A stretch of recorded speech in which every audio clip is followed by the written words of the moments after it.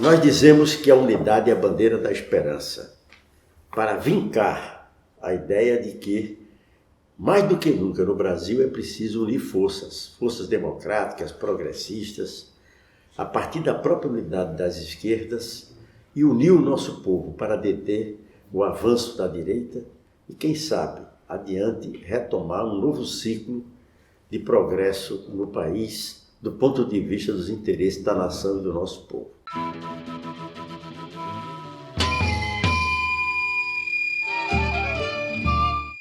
Somando, nós temos quase 100 anos juntos de atividade na base.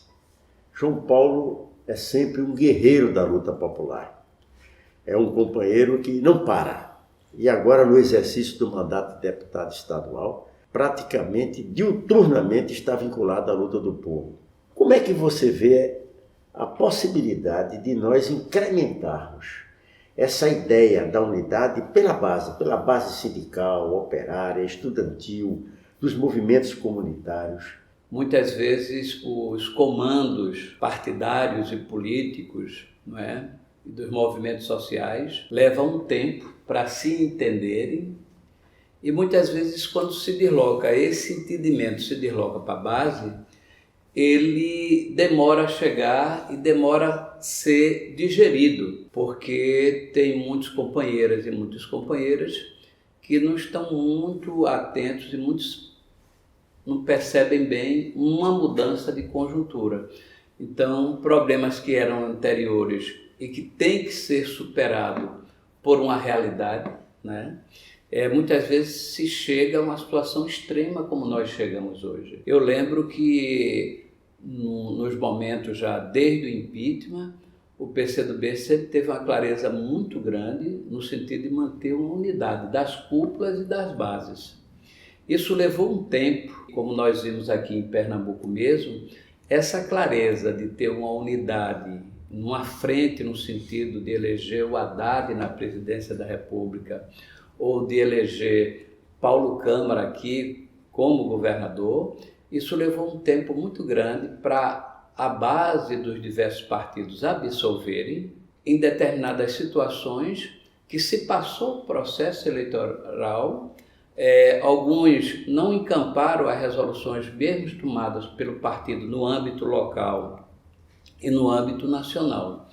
Então eu acho que isso é muito do amadurecimento e acho que hoje quem defendia um movimento mais independente em relação à candidatura de Paulo Câmara para governador, viu quanto hoje o governador Paulo Câmara, com aliança com a nossa vice Luciana Santos, tem sido importante para essa integração do Nordeste e para essa resistência de esquerda no Nordeste.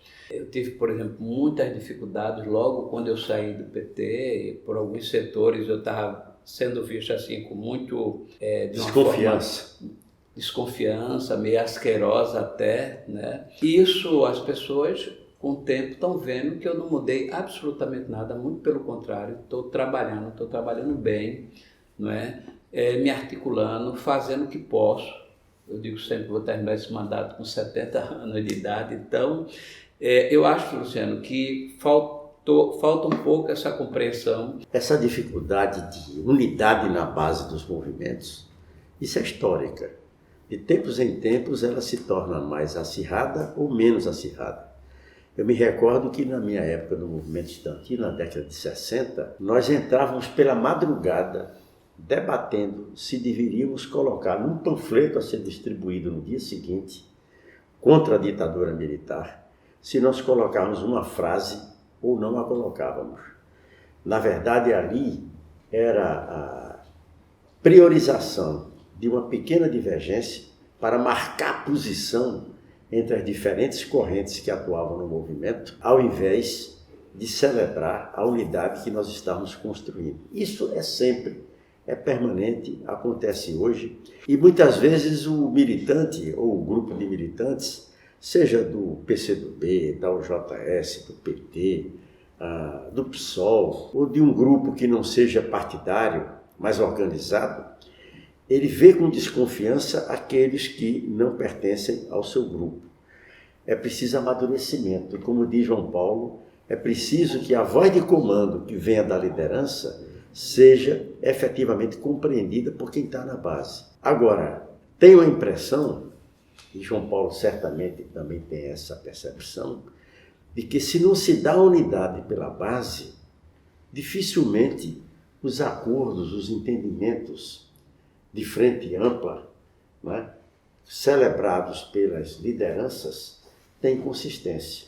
Porque se o povo estiver dividido embaixo, a nossa luta se enfraquece. Por outro lado, a falta de unidade, quando se dá entre as lideranças, entre os partidos do mesmo campo, entre as forças que lutam pelo mesmo objetivo, isso repercute diretamente na base do movimento e nós nos enfraquecemos.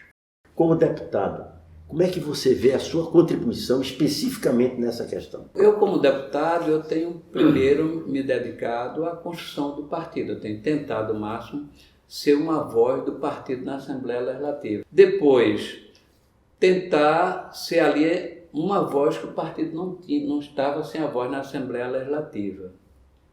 Depois, tentar ao máximo valorizar a minha presença lá, que cada companheiro, por mais longínquo que ele esteja no estado de Pernambuco, ele possa saber que tem um militante do PCdoB ativo, voltado para as lutas, para organizações. E também a necessidade de ajudar no que puder a organização de base no partido, nas diversas cidades, né? Tento o máximo semear a esperança das pessoas, e a nossa esperança está na nossa luta, na nossa organização. Ela é que é capaz de realmente remover montanhas, tá certo? É a nossa fé, no sentido de acreditar na nossa organização. Agora mesmo na reforma, na tentativa do golpe que Bolsonaro está tentando dar na Previdência, que foi necessário muita mobilização para tirar parte dos absurdos da reforma. O que garantiu isso foi a luta e a mobilização.